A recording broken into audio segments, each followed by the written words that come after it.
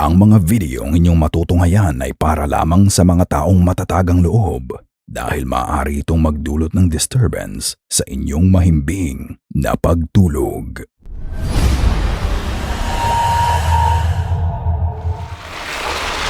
Talking Pull String. Ang video mapapanood ninyo ay kuha ng isang lalaki sa TikTok. Ang sabi niya ang mas nakakabatang anak niya ay natatakot sa isang harmless na laruan. Ito ay ang vintage 1985 Care Bear Talking Pull String Toy. Sa unang tingin, hindi mo talaga maiisip kung bakit natatakot ang bata dito. Ngunit nang ipakita ng isa pa niyang anak ang dahilan, ito ang nangyari. Okay, pull the string. Okay. Let it go slow.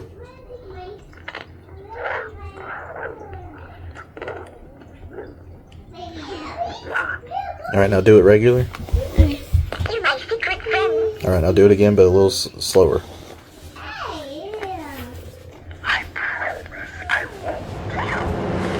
Nang hatake ng bata ang string at let go ito, ang sabi ng laruan, "You're my secret friend." Ngunit nang ulitin ng bata ang paghatak sa tali at dahan-dahan niya itong pinakawalan, bigla na lang nagiba ang message nito. Dahil ang sabi nito, "I promise, I won't tell or I won't kill." Either way, kahit tell or kill ang sinabi ng laruan, disturbing ito para sa isang laruan. Is this a hidden message na inilagay sa laruan o coincidence lang ito? Ikaw na ang bahalang magpasya. The Elf. Si Abby ay may anak na may autism. Normal sa anak niya na manatiling gising sa gabi para maglaro dahil sa pagiging hyperactive nito. Isang gabi, naglalaro ang anak niya sa sala nang bigla na lang itong mapasigaw at takot na takot. Nang tingnan nila ang nangyari ng sumunod na araw, ito ang kanilang nakita.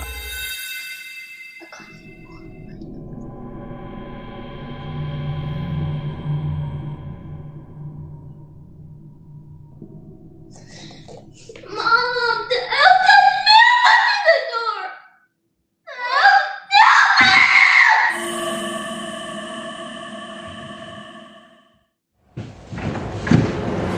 Tignang mabuti ang toy elf sa harapan ng bata. Makikita mo na unti-unting bumaba ang kamay nito at ito nga ay nasaksihan mismo ng anak niya. Dahil nga dito ay natakot ang bata.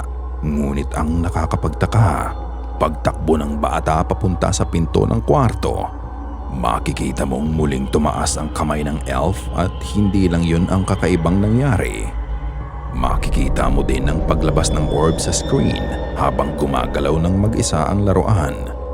Ang concern ng mga viewers ay kung bakit nakalock ang pinto ng mga magulang niya, knowing na may problema ang isang anak nila at lalo pang nainis ang viewers nang maglabas ng video si Abby. At dinidismiss nito ang terrifying experience ng anak nila at sinabing ang nangyari ay dahil lang sa hangin. Para sa'yo ka goosebumps, naniniwala ka bang hangin lang ang may kagagawan ng paggalaw ng laruan? Kung ganoon, paano mo ipapaliwanag ang paulit-ulit at dahan-dahang paggalaw nito pati na din ang paglabas ng orb sa sala? Paranormal or not, sana wag baliwalain ni Abby ang nangyari sa bata. Dahil katulad sa mga pelikula, napapahamak ang mga bata dahil hindi pinaniniwalaan ng mga magulang nila. Ikaw na ang humusga. Christmas Visit. Having a child is one of the parents' greatest joys in life. Ganito ang nararamdaman ni Taliesia nang magkaanak siya. Evident ito sa mga post niya sa kanyang TikTok na mostly about her son. Halos lahat ng mga video niya ay mga nakakatawang moments nilang mag-ina. Ngunit ang isa sa mga video na ito ay naiiba sa karaniwan niyang post. Tignang mabuti ang nangyari.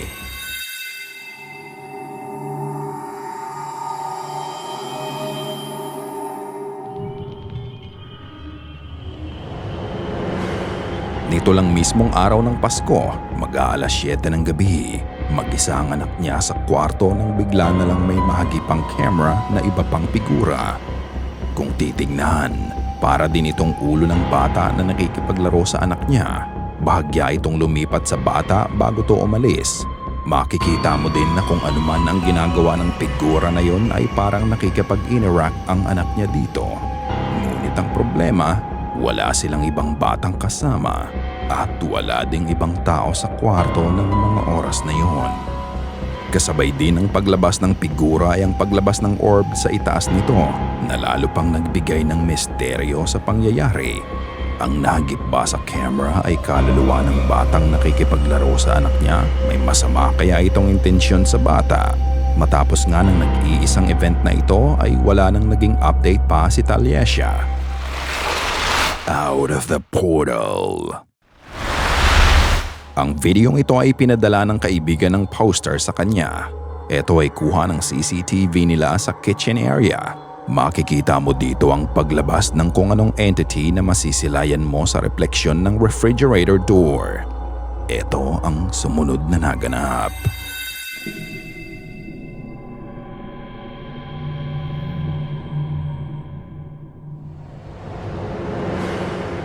Sa refleksyon ng pinto ng ref, merong kung anong maliwanag na bagay ang bigla na lang nabuo at makikita mo pa ang paglabas ng parang katawan ng tao dito.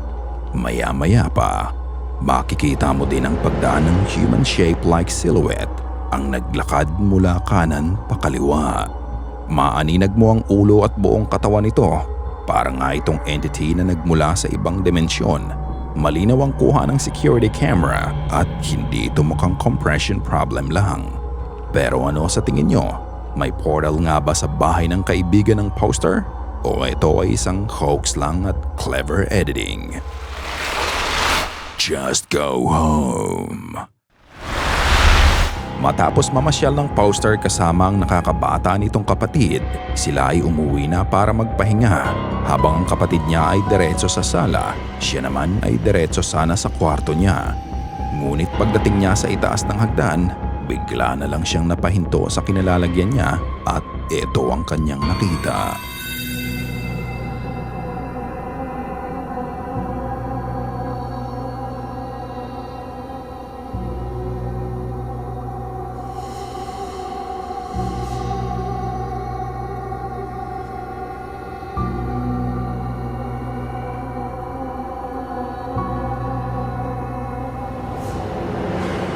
Habang papanik siya sa hagdan, makikita mo na unti-unting nagbubukas ang pinto ng kwarto sa kaliwa.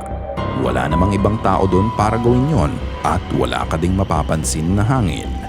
Ang sabi nga ng iba, ang nangyaring pagbukas ng pinto ay dahil sa vacuum effect nang isinara nila ang pinto sa ibaba. Kung ito ang kaso, bakit mukhang gulat na gulat sila sa nangyari? Ito ba ay dahil ito ang unang beses na nangyari sa kanya to? Pero ano sa tingin nyo? Ang pagbubukas ba ng pinto sa kwarto ay kagagawan ng hindi maipaliwanag na bagay o vacuum effect lang? Ikaw na ang magpasya. Behind the bathroom door. Isang umaga habang naghahanda si Daisy para sa kanyang trabaho, isang hindi maipaliwanag na pangyayari ang naganap sa kanya. Ito ang kanyang salaysay.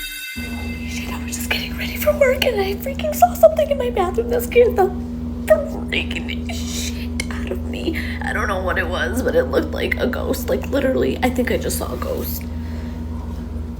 I want to get out of here. I want to get out of my house. I'm so scared. Ang sabi niya ay may nakita siyang multo sa banyo. Mabuti na lang at itinutok niya ang camera sa parte ng bahay na yun.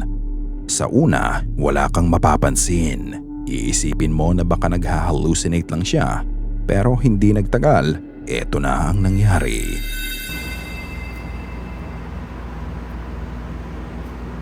It was like right there where those shadows are. Those are shadows from the towel right there.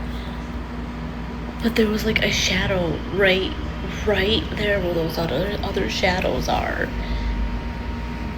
And it looked like a person. It looked like a ghost. Like right there. Oh shit. Holy fuck! Ah! Tignang mabuti ang anino sa likod ng pinto sa banyo. Ito ay hugis ng kamay. Ngunit wala namang source ang anino. wala ka ding makikita sa siwang sa likod ng pinto. Ang sabi niya, tanging mga tuwalya lang ang nakasabit doon. Natatakot nga si Daisy sa mga nangyayari pero mas lalo pa siyang kinilabutan ng bukod sa mga kamay. May sumilip ding ninong na hugis ulo sa kanya. Parang alam nito na binivideo siya ni Daisy. Is this an actual shadow person who is aware of its surroundings? O tila pinaglalaroan lang siya ng kanyang mga mata? Tulad ng lagi kong sinasabi, ikaw na ang magpasya. Ikaw na ang bahalang humusga. Sana ay kinilabutan ka sa mga video na aming itinampok ngayong gabi. Kung may nais kang ibahagi ay bukas ang aming email na goosebumpstopstories@gmail.com at Facebook page. Check out our TikTok page na din at Goosebumps Top 5. At kung hindi ka pa nakasubscribe at nakalike sa channel at video na ito, gawin mo na. Kung nais mong walang nilalang na bumisita sa'yo mamayang gabi.